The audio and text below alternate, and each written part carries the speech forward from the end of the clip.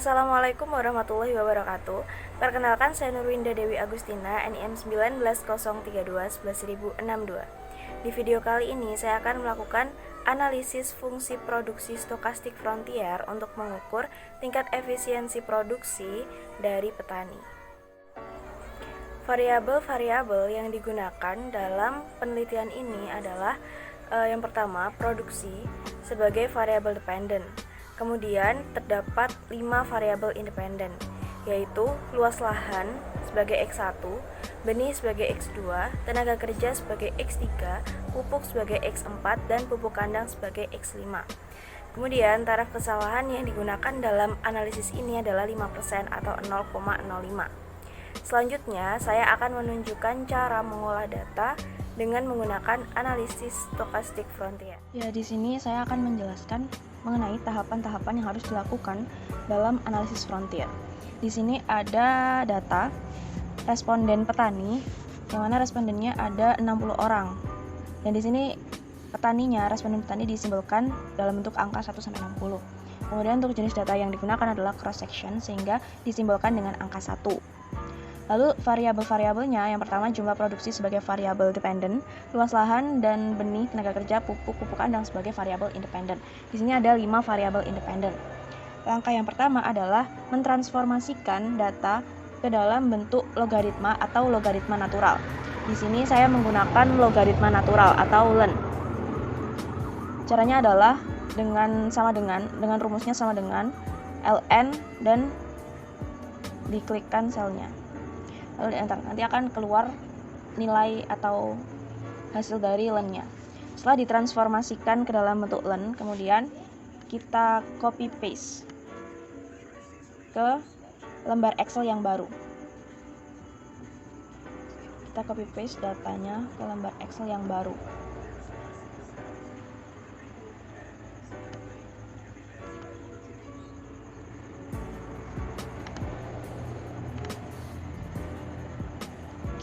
Nah, kemudian kita setting juga untuk desimalnya itu disamakan semua, yaitu 6 angka di belakang koma.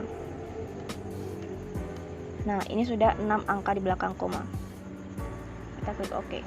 Setelah itu kita save data ini. Kita save di folder frontier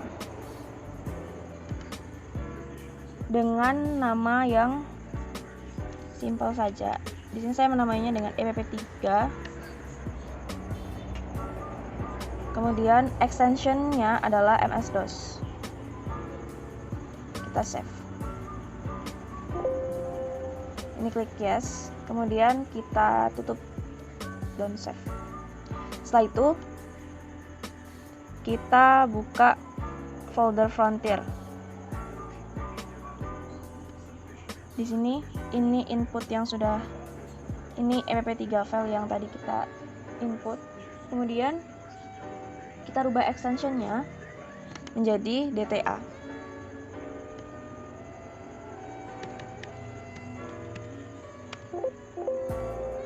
Klik yes.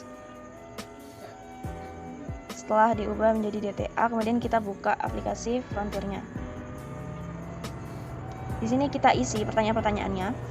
Ini kita isi T, kemudian kita isi 1. Kita isi nama file yang kita simpan tadi, epp3.dta. Ini outputnya epp3.out. Kemudian ini 1 Y atau yes. Kemudian jumlah datanya ada 60. Time periods-nya 1. Observasinya 60. Variabel independennya ada 5 variabel independen. Kemudian ini yes, ini no. Kita enter. Nah, ini sudah keluar outputnya. Setelah keluar outputnya bisa kita buka. Bisa kita buka outputnya. Ini dia keluar outputnya. Yang kita gunakan adalah the final MLA estimate. Dari sini kita bisa tahu apakah variabel 1, 2, 3 hingga variabel 5 itu berpengaruh signifikan terhadap variabel independen atau tidak.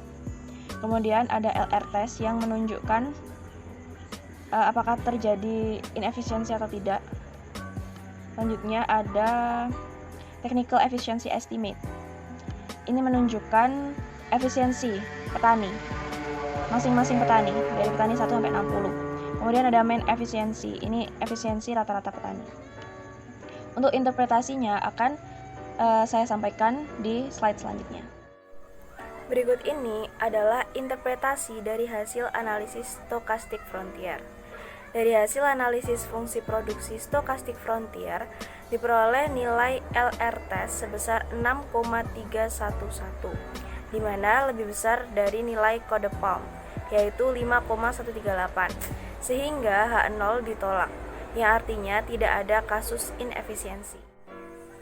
Selanjutnya, diperoleh nilai T hitung gamma, yaitu sebesar 17,197, lebih besar dari T tabel dengan alfa 0,05, yaitu sebesar 2, yang artinya sebesar 0,949% error term disebabkan karena inefisiensi teknis, sedangkan sisanya 99,051 0,51% disebabkan oleh resiko. Pengaruh variabel terhadap output dapat dianalisis dengan membandingkan T hitung dari masing-masing variabel independen dengan T tabel. T tabel dapat dihitung menggunakan Microsoft Excel. Berdasarkan hasil output, dapat dilihat bahwa nilai T hitung beta 1 yaitu sebesar 4,691, yaitu lebih besar dari T tabel 2, yang artinya variabel luas lahan atau X1 berpengaruh signifikan terhadap kenaikan atau penurunan produksi. Apabila variabel luas lahan atau X1 dinaikkan sebesar 1%, maka produksi akan meningkat sebesar 0,792%. Kemudian untuk T hitung beta 2, yaitu sebesar 2,787, lebih besar dari T tabel yaitu 2. Artinya variabel benih atau X2 berpengaruh signifikan terhadap kenaikan atau penurunan produksi.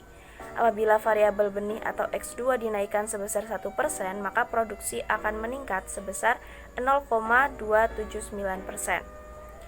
Nilai T hitung beta 3 diperoleh sebesar 1,084, lebih besar dari T tabel yaitu 2. Artinya variabel tenaga kerja atau X3 tidak berpengaruh signifikan terhadap kenaikan atau penurunan produksi. Selanjutnya nilai T hitung beta 4 yaitu sebesar minus 3,956, lebih besar dari T tabel 2. Artinya variabel pupuk atau X4 berpengaruh signifikan terhadap kenaikan atau penurunan produksi. Apabila variabel pupuk atau X4 dinaikkan sebesar 1%, maka produksi akan menurun sebesar 0,178%.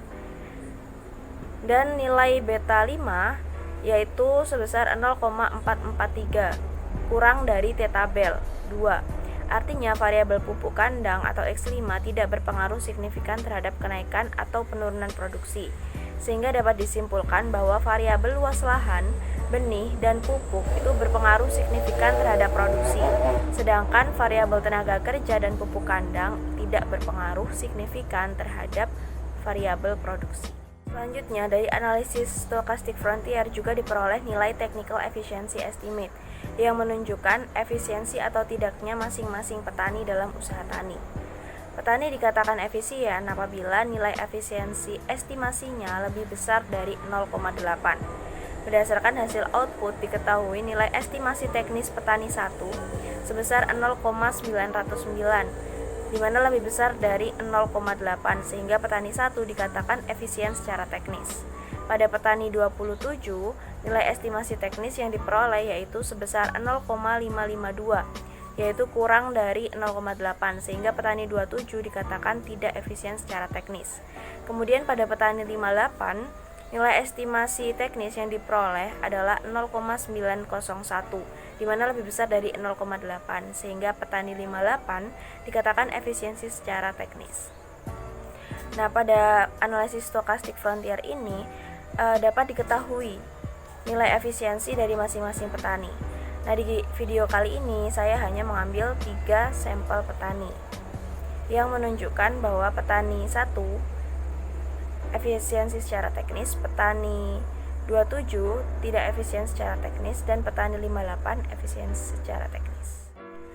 Selanjutnya, mean estimasi menunjukkan apakah rata-rata petani itu efisien secara teknis atau tidak. Nah, berdasarkan hasil output, nilai mean estimasi yang diperoleh adalah sebesar 0,851, di mana ini lebih besar dari 0,8, yang artinya bahwa rata-rata petani itu dikatakan efisien secara teknis. Yaitu tadi adalah contoh dari analisis fungsi produksi stokastik frontier. Semoga dapat bermanfaat, dan apabila ada salah kata, saya mohon maaf. Sekian, wassalamualaikum warahmatullahi wabarakatuh.